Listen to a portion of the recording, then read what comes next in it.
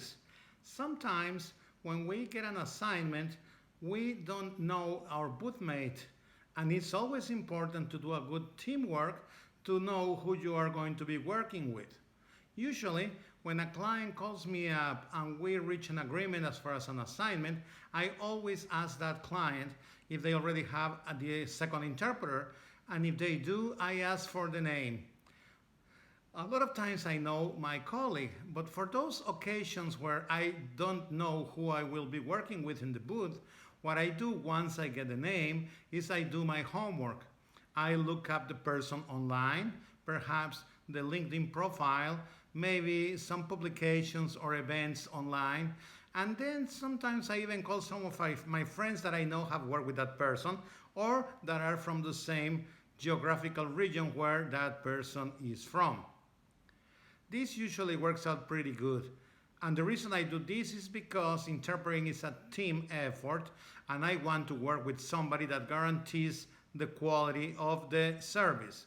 I don't want to be surprised and find somebody that is less experienced or that has much less and lower quality than expected, or at least than the quality I want to find in the booth. Now, I have heard lately from several of my friends, and I gotta tell you that this has not happened to me yet, that there's a tendency to hire a really good, prestigious interpreter and pay that interpreter the fee that he or she commands. But then, for the second interpreter in the booth, they are hiring somebody less experienced, or frankly, somebody that has been around for a long time, but that is of a much inferior level, and therefore is not at the par to do that assignment. This is happening with a lot of agencies, direct clients, convention centers, and so on. The reason they do this is because they claim they cannot afford two interpreters at a high-end fee.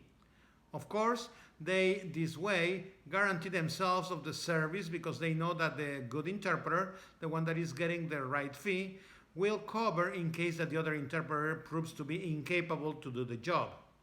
Unfortunately, this is not how things should be done.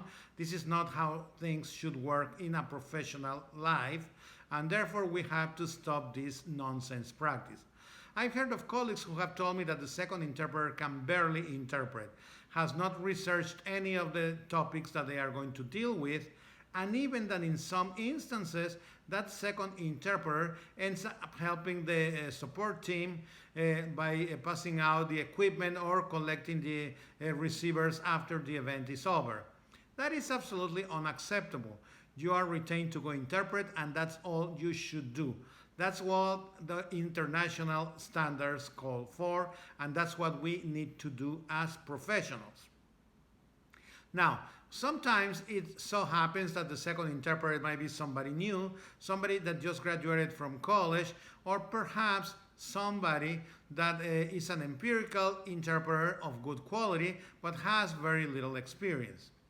In those cases, they argue when they hire them that they will pay them less than the other person in the booth because they are gaining experience, because part of their fee is the experience they're getting, the work with somebody and observing somebody who knows how to do the job, and the exposure to others once you are in the booth. Well, these things might be true, but that's a bunch of baloney. If you are working and you are taking the same shifts, half an hour shifts as the experienced interpreter, in my opinion, my bootmates should make the same amount of money I make. If they are good, it doesn't matter whether they are new, it doesn't matter whether they went to college or they are empirical. That's the end of it. Same work, same pay. Of course, I understand that in the private market, each one of us is free to negotiate our own fee. But I think that the fees should at least be similar, because it's just not fair and it's just not right that you have a big difference between what I am making and what the new person in the booth with me is making. That's why I never hesitate telling my colleagues how much I am making, because I want them to know if they were working for peanuts that they should not be doing that, and hopefully this was the last assignment when they did that. And I complain to the client and I tell them that this is an unacceptable way to perform. It's not good for the profession. It's not good for their business actually, because they're not getting the same kind of quality. I know that in some markets there are some really bad interpreters that are considered like the gurus of interpreting, and that's who they hire, and they are really cheap. I think this is unacceptable. People that are not good, and they don't belong in the booth with people that are good.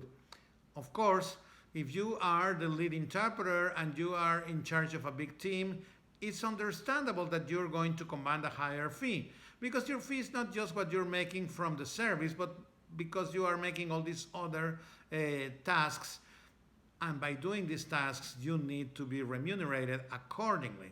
That's a different story. But in my opinion, equal work, equal pay. And in my opinion, if you next time that you go to an assignment, get to the booth, and you learn that you have somebody there who is making almost no money, but worse, somebody there that doesn't have the level, the quality required for the event, you should refuse to work with that individual, just like I do.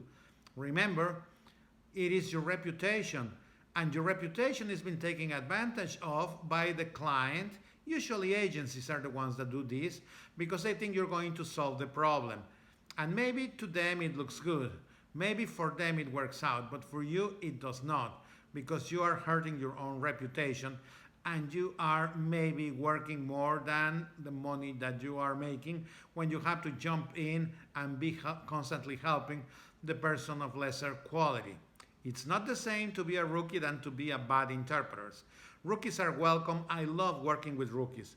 But the bad interpreter, the mediocre interpreter, doesn't belong in the booth with me. At least that is my opinion. Thank you.